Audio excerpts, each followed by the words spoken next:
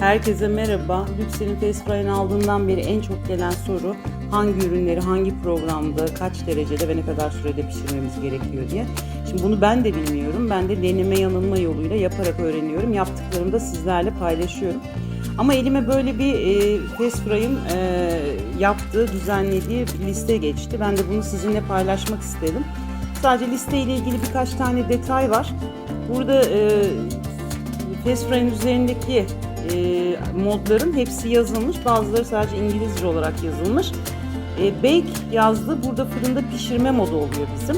Roast ise fırında kızartma modu. Burada örnek olarak kullanabiliriz. İşte kasap köfte 180 derecede, 11-13 derecede roast diyor. Fırında kızartma modunda pişirebilirsiniz şeklinde örnek vermiş.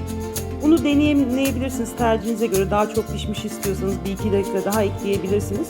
Bayağı bir ürün var. En azından bize alternatif olarak kullanabileceğimiz güzel bir liste olduğunu düşündüm. O yüzden sizlerle paylaşmak istedim.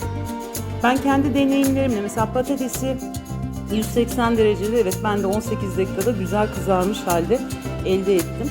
Denediklerim hemen hemen denk geliyor, uyuyor buradaki sonuçlarla. Tavuk kanadını 200 derecede 12 dakikada, 12-13 dakikada pişirdim. Biraz daha kızartmak isterseniz 1-2 dakika daha tutabilirsiniz.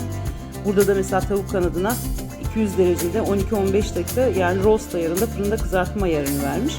Umarım bu sizlere faydalı olur. Cupcake var mesela.